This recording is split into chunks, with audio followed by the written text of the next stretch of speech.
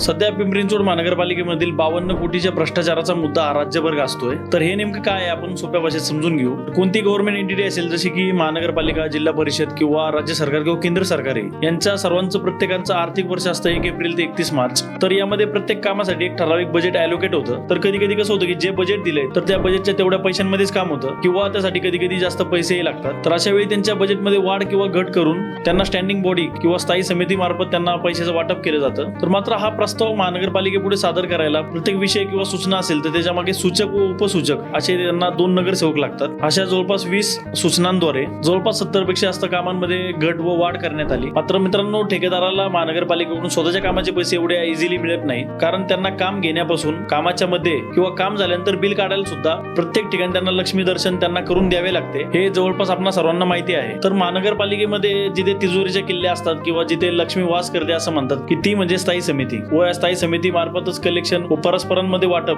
हे एकाच दिवशी केलं जातं. हेही जवळपास सर्वांना माहिती आहे. अर्थात आपण या स्थायी समितीच्या कामावर, प्रोसेसवर व नंतरच्या वाटपावर एक संपूर्ण एक वेगळा व्हिडिओ बनवू. तर आपला मूळ विषय 52 कोटींच्या भ्रष्टाचाराचा. तर याला भ्रष्टाचार असं म्हणता येणार नाही, कारण ज्या ठेकेदारांनी कामं केली होती त्यांना महानगरपालिकेने बिलं देणं होतं, त्यांनी ती दिली. मात्र ज्या स्थायी समितीच्या चॅनल मार्फत ती बिलं देणं अपेक्षित होतं ती दिली न जाता अधिकाऱ्यांनी परस्पर बिलांचे वाटप केले. अर्थात परस्पर वाटप केलं तर त्यासाठी जो काही प्रोटोकॉल ठरलेला आहे तोही त्या अधिकाऱ्यांनाच मिळाला असेल. तर यामुळे स्थायी समितीच्या मेंबरचा इगो दुखावला व त्यांनी पत्रकार परिषद घेऊन या सर्वांची भांडाफोड केली. अर्थात त्या अधिकाऱ्यांचं किंवा सूचक उपसूचकवर सही करणाऱ्या नगरसेवकांची नावं आज पेपर आउट झाली आहेत. तर आज मी त्यातील 2-3 नगरसेवकांच्या निकटवर्तीयांशी फोनवर बोललो. तर त्यांचं असं म्हणणं होतं की यातील 80 ते 90% नगरसेवकांना यातील 1 रुपया मिळालेला नाहीये. अर्थात यातील अनेक नगरसेवक व नगरसेविका हे नवनिर्वाचित आहेत, त्यांना महानगरपालिकेच्या प्रोसेस बद्दल माहिती नाही, त्यामुळे त्यांच्याकडून अनावधानाने या सूचनांवर सह्या केल्या गेल्या असं त्यांचं म्हणणं होतं. ज्याचा अर्थ असा होतो की जो काही मोठा प्रोटोकॉल जमा झालाय त्यावर हे अधिकारी दबा धरून बसलेत किंवा ज्या नेत्यांची न्यूसेन्स व्हॅल्यू जास्त आहे तर त्यांना यातील थोडंफार दिलं गेलं असेल. मित्रांनो, कधी कधी खरंच या गोष्टीचं वाईट वाटतं. केला जाणार भ्रष्टाचार किंवा प्रोटोकॉल आपल्या एवढ्या अंगवळणी पडलाय की कुठे ना कुठे आपल्यालाही तो मान्य आहे. कुठे अजितांच्या काळात आशियातील सर्वात श्रीमंत महानगरपालिका म्हणून पिंपरी चिंचवडचा गौरव होता. तसेच हजारो कोटींच्या ठेवी या बँकेत होत्या.